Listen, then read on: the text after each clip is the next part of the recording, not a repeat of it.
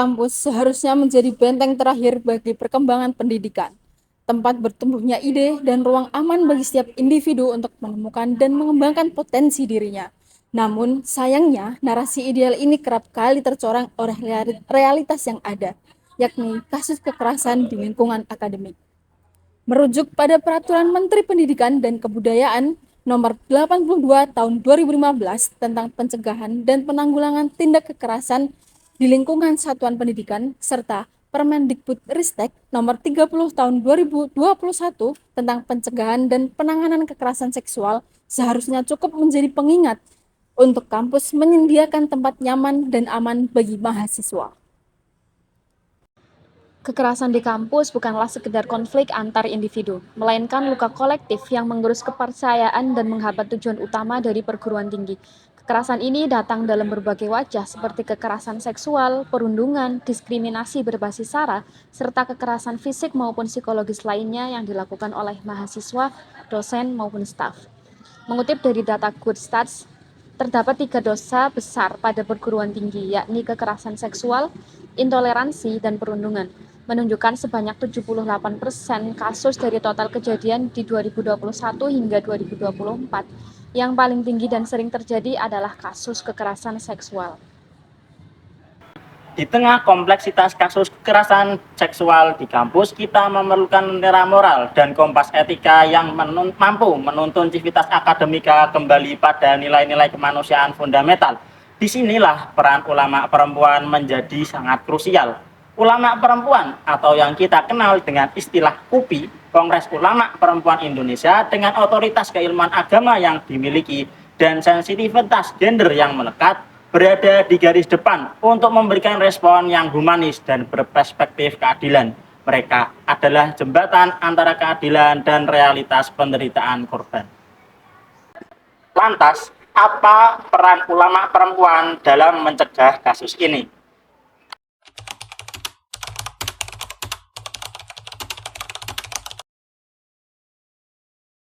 Baik, nama saya Dr. Kurnia Muhajarah MSI. Saya adalah dosen dari Fakultas Dakwah dan Komunikasi. Saat ini saya juga menjabat sebagai Direktur KUPI Corner UIN Wali Songo.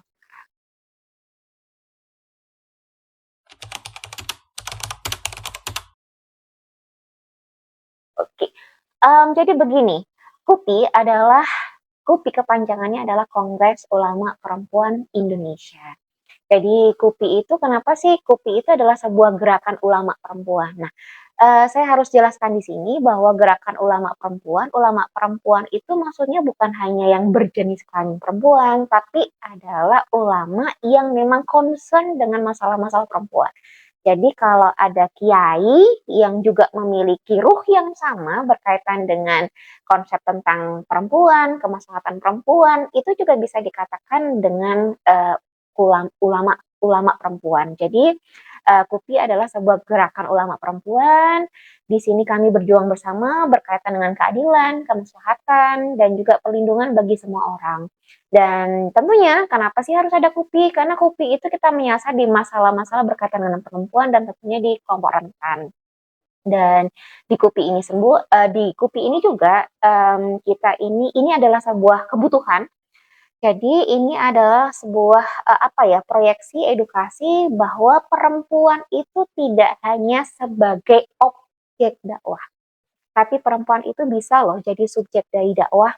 Dan perempuan itu ketika sudah menjadi subjek dakwah, perempuan bisa loh jadi pemimpin, perempuan itu bisa loh untuk didengarkan suaranya, perempuan itu bisa loh untuk menjadi tokoh inspirator, dan perempuan itu bisa menjadi bunyai, tidak hanya sebagai statusnya yang menjadi istrinya Pak Kiai, tapi perempuan sebagai bunyai itu karena pemikirannya, karena kontribusinya, karena pengaruhnya untuk dunia kemaslahatan umat. Dan tentunya KUPI Corner dan tentunya KUPI itu bergerak di bidang-bidang berkaitan dengan kemanusiaan. Dan kita tahu sendiri KUPI itu bergerak di bidang hal-hal berkaitan dengan edukasi, bergerak di hal-hal yang berkaitan dengan gerakan-gerakan sosial, dan inilah KUPI dari Indonesia untuk dunia.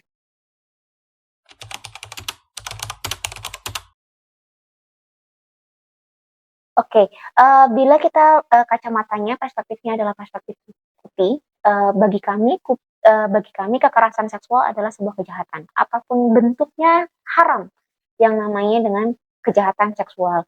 Nah, ketika kita bicara tentang konsep kekerasan seksual itu haram hukumnya juga untuk bisa berada di lingkungan manapun, baik itu di lingkungan kampus maupun itu di lingkungan pesantren, di lingkungan sekolah dan juga di lingkungan public area. Nah, dalam kaitannya dengan KUPI, kita juga berbicara bahwa ketika kita bicara tentang kekerasan seksual tidak hanya tentang perempuan, tentang mahasiswa dan juga kaum rentan, tapi ini semuanya berkaitan dengan edukasi. KS itu adalah sebuah kejahatan. Apapun tafsirannya, KS kekerasan seksual adalah sebuah kejahatan dan tidak ada satupun dalam ajaran agama dimanapun juga. Dan posisinya KUPI kita juga bagaimana caranya untuk menguatkan posisi kampus. Baik juga kok UIN Wali Songo juga sudah punya Satgas PPKS, pencegahan dan penanganan kekerasan seksual. Hotline-nya juga sudah ada, kita juga punya pusat PSGA di UIN Wali Songo Semarang itu juga sudah kerja berkaitan dengan Satgas PPKS-nya. Kita juga edukasi bagaimana juga berkaitan dengan pencegahan, penanganan dan itu tidak hanya berkaitan dengan subjek-subjek yang ada di Islamic Studies tapi di semua materi perkuliahan. Kita juga di sini kan ada banyak ya organisasi-organisasi perempuan dan kita dari KUPI itu juga menguatkan berkaitan dengan posisi di kampus. Dan tentunya kita juga bangun kesadaran dan juga bangun edukasi tentunya karena apa? KS itu bukan aibnya korban. KS bukan aibnya korban, tapi ini adalah sebuah pelanggaran atas nilai kemanusiaan. Dan lagi-lagi teman-teman, ketika kita bicara tentang KS, korban KS itu harus dilindungi, didampingi, dan juga sampai dia bisa menyuarakan bahwa beliau adalah sebuah korban KS. Jadi korban KS itu bukanlah sebuah aib dari masyarakat, bukan juga seorang sampah masyarakat, tapi justru dilindungi. Hal-hal berkaitan dengan edukasi kekerasan seksual tidak hanya dilakukan endingnya di kampus, tapi di pesantren, tapi juga kita masifkan juga melalui media sosial. Di KUPI sendiri itu banyak berkaitan dengan aliansi-aliansi jaringan KUPI itu banyak sekali. Ada juga kita punya Rahima, Mubadalah, ada juga KUPIpedia, dan tentunya di UIN Wali Songo itu ada yang namanya KUPI Corner. KUPI Corner adalah kita punya 1.700 buku yang dikarang oleh ulama-ulama perempuan dan ulama laki-laki tentunya, yang base-nya adalah concern tentang masalah-masalah perempuan. Jadi jangan lupa untuk juga berkunjung di KUPI Corner UIN Wali Songo Semarang dan tempatnya nyaman untuk bisa teman-teman eksplorasi lebih lanjut berkaitan dengan literatur Arab, literatur Indonesia dan juga asing tentunya berkaitan dengan hasanah keilmuan dan juga literatur berkaitan dengan perempuan, hasanah perempuan, penelitian perempuan, semua hal yang berkaitan dengan perempuan.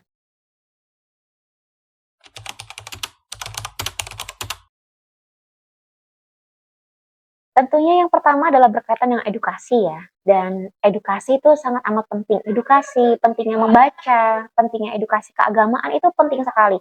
Karena hingga detik ini juga masih ada kan bias-bias berkaitan dengan keagamaan, bias tafsir berkaitan dengan hal-hal ini, normalisasi berkaitan dengan kekerasan. Hal-hal ini yang juga memang kita harus edukasi terus-menerus. Kita juga bisa lihat ini berkaitan dengan konteks hitam perempuan, itu kan kita juga lihat nih kekerasan juga berkaitan dengan nusyus. Jadi konteks tentang kekerasan seksual ini banyak sekali. Apalagi kita lihat kekerasan seksual itu dalam tanda kutip misalnya kayak catcalling aja itu kan sudah juga jadi salah satu bentuk bahwa itu adalah kekerasan seksual. Nah, lalu yang kedua adalah berkaitan dengan kampanye. Kampanye yang masif berkaitan dengan kekerasan seksual. Kekerasan seksual adalah sebuah kejahatan. Itu tidak bisa lagi dijadikan normalisasi. Perempuan punya haknya untuk hidup, perempuan punya hak untuk bersuara, tidak untuk dijadikan hanya sebatas objek. Kalau sebatas objek, buat apa ada laki-laki dan perempuan hidup sama bareng-bareng berdampingan. Lalu tentunya ada penyuluhan di kampus, kita juga lihat ada komunitas, Gen Z itu keren banget berkaitan dengan komunitas. Kita juga lihat kalau di ibu-ibu kan ada majelis taklim, ada TPQ lansia, ada juga kita juga lihat di pesantren. Pesantren-pesantren itu bagaimana caranya untuk tidak bias gender. Melihat realita yang memang sebatas-batas realita, harus lebih objektif. Kita juga ulama perempuan juga mendampingi dalam beberapa hal yang lain juga berkaitan dengan advokasi kebijakan. So, bagaimana KUPI itu tetap mendamping berkaitan dengan advokasi kebijakan yang pro perempuan, pro terhadap gender, pro terhadap kemanusiaan dan martabat manusia.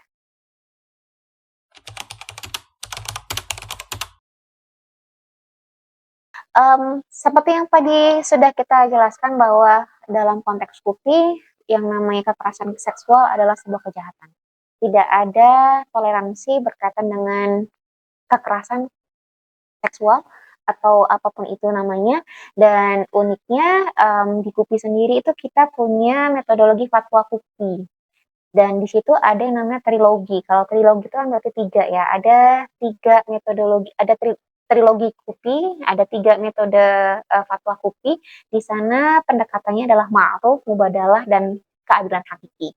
Jadi ketika kita bicara berkaitan dengan ma'ruf, apakah memang ma'ruf yang berkaitan dengan kekerasan seksual, apakah itu memang baik, apakah memang bermartabat, apakah yang namanya kekerasan seksual itu bisa dinormalisasikan? Bukan, itu adalah sebuah kejahatan. Kita lihat lagi dalam konteksnya mubadalah. Mubadalah itu adalah konteks ketersalingan. Apakah memang iya? Apakah memang perempuan itu diciptakan hanya sebagai objek? Apakah perempuan itu hanya sebagai pelengkap? Kan juga tidak. Perempuan adalah makhluk setara yang Allah ciptakan bersamaan untuk bisa berdampingan dengan Adam. Jadi ada laki-laki, ada perempuan, Allah ciptakan dengan hak dan kewajibannya yang sama. Lalu ketika kita bicara tentang keadilan hakiki, semua orang punya hak asasi manusianya masing-masing. Allah menciptakan tidak hanya dalam konteks laki-laki dan perempuan, tapi sebagai umat. Itu juga dalam pertanggungjawabannya sama Tuhan, semuanya juga sama. Dalam konteks laki-laki dan perempuan, Allah juga berikan kedudukan hak dan sama. Kalau salah ya salah, kalau benar ya benar. Dan beberapa hal ketika kita berbicara tentang KUPI, itu biasanya konsep fikih yang digunakan adalah la dharara wa la dirar. Jadi begitu.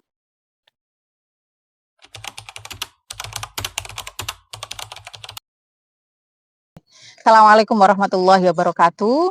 Perkenalkan saya Usfiatul Marfuah, dosen di Fakultas Dakwah dan Komunikasi UIN Wali Songo Semarang. Selain di dakwah, saya juga bagian dari Gender Focal Point yang berada di bawah PSGA, Pusat Studi Gender dan Anak UIN Wali Songo Semarang. Selain itu, saya juga merupakan anggota dari pengurus PW Fatayat NU Jawa Tengah.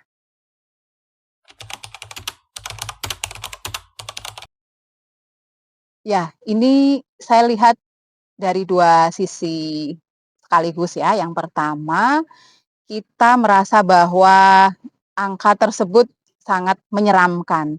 Satu laporan yang ada berkaitan dengan kekerasan seksual itu sangat banyak. Meskipun kalau dari sisi kuantitas itu hanya 1 gitu ya, tapi itu sangat banyak sekali gitu. Tentunya ini sesuatu hal yang tidak baik atau negatif begitu karena begitu banyaknya kasus kekerasan seksual artinya kampus kita sudah tidak aman lagi dari kekerasan seksual gitu. Itu yang pertama. Kemudian yang kedua, ini bertanda bahwa semakin banyak orang sudah memiliki kesadaran tentang melaporkan kasus yang terjadi di sekitarnya atau bahkan ketika dirinya sendiri menjadi korban dari kekerasan seksual gitu. Jadi bisa kita lihat dari sisi 2 sisi sekaligus itu, dari sisi positifnya dan dari sisi negatifnya, begitu.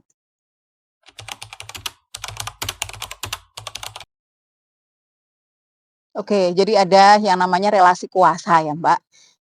Relasi kuasa itu artinya ada orang-orang yang memang, memiliki tempat, kekuasaan, dan power sehingga memiliki pengaruh begitu. Kemudian ada juga normalisasi, normalisasi dari budaya-budaya kekerasan yang selama ini kita anggap sebagai, normal gitu. Misalnya kayak guyonan yang seksis, lalu kemudian tindakan-tindakan yang itu membuat orang tidak nyaman, akan tetapi selama ini dinormalisasi oleh masyarakat kita. Selain guyonan ada juga misalnya, sekecil mencolek-colek gitu, atau dempet-dempetan gitu, atau memandang seseorang hanya dari fisiknya saja misalkan. Nah, itu juga bagian dari budaya norma yang selama ini, dinormalisasi. Kenapa kok, apa namanya, kesenjangan, apa tadi saya bilang, kesenjangan relasi kuasa, jadi blank aku. Kesenjangan relasi kuasa itu menjadi, faktor yang sangat kuat sekali dalam menyumbang kekerasan seksual. Karena begini, misalnya saja ya, dosen dengan mahasiswa itu kan relasi kuasanya jelas kelihatan ya, yang mana dosen pastinya memiliki relasi kuasa dan mahasiswa relasi kuasanya berada di bawah dosen gitu. Nah, ketika dosen laki-laki misalnya memiliki sifat yang tidak bertanggung jawab, memiliki sikap yang tidak baik kepada mahasiswa, sementara dia dengan posisinya sebagai dosen tentunya memiliki kuasa atas mahasiswa tersebut itu, sehingga membuat mahasiswa merasa takut, merasa tidak enak kepada dosennya begitu. Misalnya saja dicap dosen, tapi isi catnya itu sudah mengarah kepada tindakan yang tidak, nyaman, membuat orang tidak nyaman gitu. Pastinya mahasiswa merasa bahwa ini mau saya balas atau tidak, kalau tidak saya balas saya nggak enak, saya ini mahasiswa, kalau saya balas tapi saya nggak nyaman gitu. Nah, hal-hal yang seperti itu saya kira satu di antara sekian mahasiswa pernah mengalami hal tersebut itu. Artinya di sini kan ada, apa namanya ya, ada seseorang yang memiliki power, yang memiliki kekuasaan atas orang lain begitu. Sehingga ketika orang lain yang kekuasaannya itu berada di bawah orang tersebut, maka tidak memiliki keberanian untuk menolak, tidak memiliki keberanian untuk bersuara gitu ya, apalagi melaporkan gitu kalau ada kejadian-kejadian yang, dirasa membuatnya tidak nyaman. Belum lagi tadi budaya-budaya yang misalnya, "Alah ngono wae kok sensi," misalnya, "Alah cuman begitu aja kok, itu kan guyon," gitu. "Kok kamu ini sih bisa sewot begitu misalkan, padahal itu cuman guyon saja. Nah, hal-hal yang seperti itu selalu saja dinormalisasi sehingga korban itu menekan perasaan tidak nyamannya sedemikian rupa, hingga akhirnya dia kemudian berdamai dengan keadaan secara terpaksa tentunya, begitu.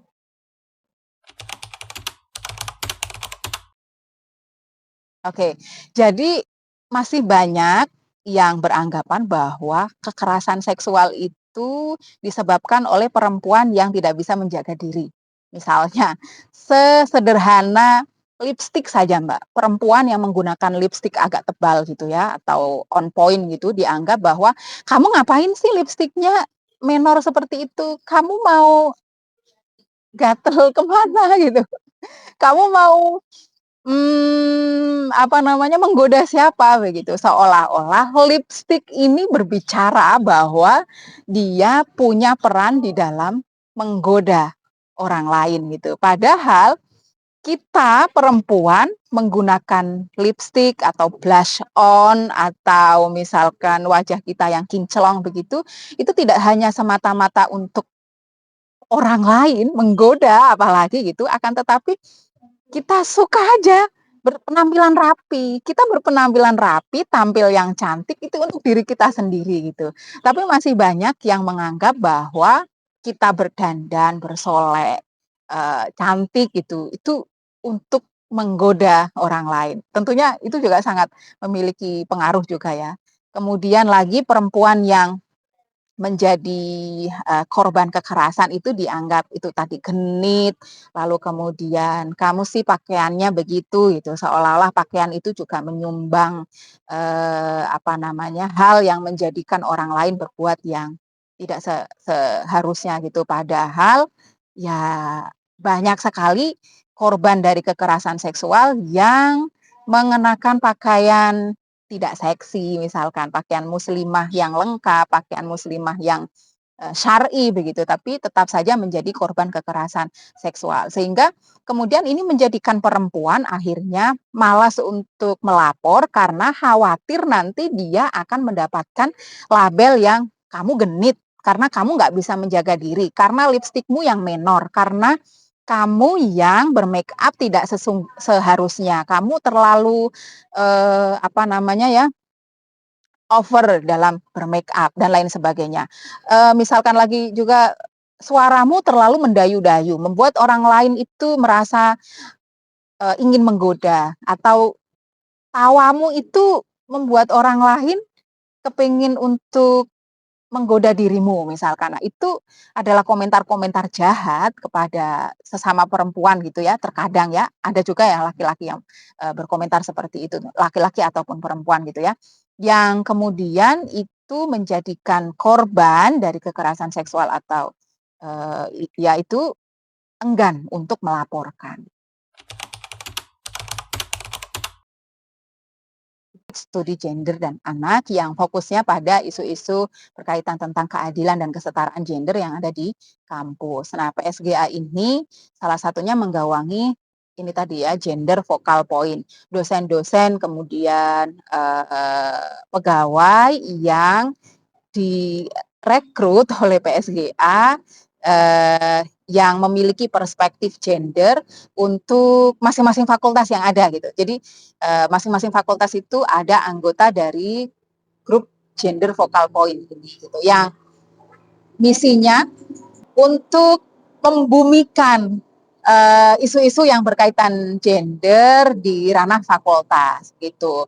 Nah, PSGA juga sudah mendorong adanya SK Rektor berkaitan tentang perlindungan dari kekerasan seksual yang terjadi di kampus. SK Rektor itu kalau tidak salah tahun 2020 itu sudah ada. Kemudian PSGA saat ini juga dalam upaya membentuk ini Mbak, apa namanya, Satgas PPKS, Satuan Tugas perlindungan untuk korban kekerasan seksual yang ada di kampus itu. Nah, harapannya melalui Satgas ini ada delik aduan yang bisa dimanfaatkan oleh mahasiswa ketika dirinya menjadi korban atau menyaksikan atau mendapatkan curhatan dari temannya begitu ya, berkaitan tentang kekerasan seksual ini, agar kasus-kasus yang demikian itu bisa ditindaklanjuti, mendapatkan sanksi pelakunya, kemudian korbannya juga mendapatkan pemulihan yang ada gitu. Jadi di kampus ini sudah ada sebenarnya sosialisasi, itu juga sudah dilakukan Mbak oleh kampus melalui PSGA ya. Tiap kali ada mahasiswa baru itu PSGA ada waktu khusus gitulah untuk mendiseminasikan hal-hal yang berkaitan dengan kekerasan seksual yang ada di kampus dan apa yang harusnya dilakukan. Nah, itu dari sisi pencegahan ya, melalui sosialisasi. Kemudian dari sisi penanganan tadi, pembentukan Satgas itu dan tentunya pemulihan dari korban. Beberapa kasus yang pernah ditangani oleh PSGA itu berhasil membuat pelaku mendapatkan sanksi yang seharusnya dia terima begitu, dan korban juga dipulihkan melalui upaya-upaya pemulihan korban tentunya gitu.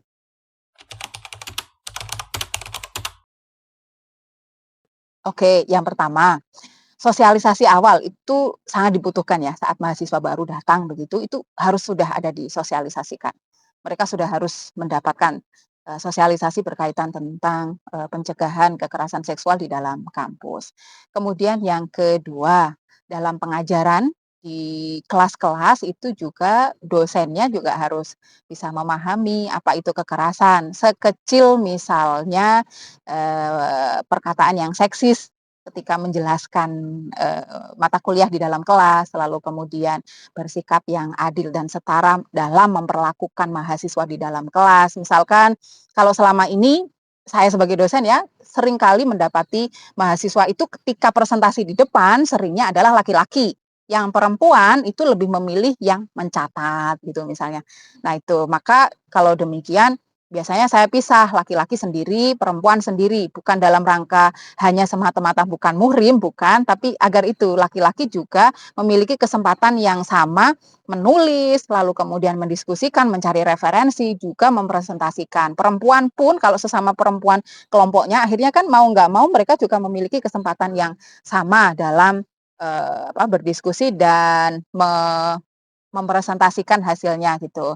Nah, kemudian kurikulum yang berperspektif gender itu juga sangat perlu. Di dakwah masih ada ya mata kuliah Islam dan kesetaraan gender, kemudian di beberapa fakultas yang lain juga ada mata kuliah yang mata kuliahnya itu misalkan mata kuliah umum, bukan langsung berbunyi mata kuliah Islam dan kesetaraan gender gitu, akan tetapi perspektifnya sudah menggunakan perspektif gender. Ya, misalkan kalau kita ya mata kuliah dakwah, retorika dakwah atau jurnalistik begitu, tapi sudah memiliki perspektif keadilan gender. Mata kuliah hukum misalkan, nah itu hukum yang memiliki perspektif berkeadilan gender. Mata kuliah tafsir misalkan, itu juga harus memiliki perspektif berkeadilan gender. Nah, itu yang seharusnya. Kemudian ya fasilitas-fasilitas yang ada harusnya itu juga mendukung ke arah kesetaraan dan keadilan gender. Misalnya seperti fasilitas sekecil pengadaan toilet begitu. Biasanya kan di toilet perempuan antriannya tuh lebih banyak dibandingkan toilet laki-laki gitu ya. Nah, ini bukan hanya semata-mata perempuan itu lelet kalau di dalam kamar mandi, bukan itu, tapi kebutuhan perempuan di dalam melakukan bebersih gitu ya di dalam kamar mandi itu berbeda dengan laki-laki. Makanya ini bukan hanya stereotip terhadap perempuan yang lelet atau terlalu lama ketika bersolek begitu, bukan hanya itu, tapi kita juga harus memahami kebutuhan adanya toilet bagi laki-laki dan perempuan yang berbeda. Kemudian lagi ruang-ruang yang aman bagi laki-laki maupun perempuan. Tidak ada ruang yang sekiranya itu menjadi celah untuk dilakukannya hal-hal yang membuat perempuan khususnya tidak aman di dalam kampus gitu. Ya, bagi saya orang yang menjadi korban dari kekerasan seksual gitu ya, itu menjalani kehidupannya sehari-hari sudah tidak seperti sebelumnya. Ini sangat berat bagi korban gitu, baik secara psikis, sosial, dan yang lainnya. Sehingga tentu kita harus tetap mendampingi dan melindungi orang-orang yang kiranya menjadi korban. Tetap berjuang dan masih mempertahankan hidup itu merupakan apresiasi yang sangat tinggi, sangat dalam, sangat besar sekali kita lakukan gitu. Tentunya mereka tidak mudah untuk itu. Kita tidak bisa hanya menyemangati saja ya, karena dalam keadaan yang menjadi korban seperti itu, untuk semangat saja rasanya susah sekali gitu. Jadi yang bisa kita lakukan ya bukan hanya sekedar kamu harus semangat, kamu harus tetap hidup, kamu harus ini, bukan hanya seperti itu saja, tapi mendampingi, terus kemudian mendengarkan apa yang menjadi keluh kesah dan perasaannya selama menjadi korban itu juga penting sekali. Jadi kehadiran kita untuk mereka itu juga penting sekali gitu. Yang kita harapkan tentunya ya dia masih tetap bisa melanjutkan hari-hari seperti biasanya meskipun itu sangat berat sekali saya kira. Gitu. Ya, terima kasih atas kesempatannya mahasiswa-mahasiswa di mata kuliah jurnalistik dakwah ini. Semoga apa yang teman-teman lakukan ini bisa membawa kebaikan bagi para korban yang ada di sekitar kita dan memberikan kekuatan bagi siapapun yang mendengarkan pesan ini. Untuk semuanya, semoga kita bisa menjadi tempat yang aman bagi teman-teman dan orang-orang yang ada di sekeliling kita. Terima kasih.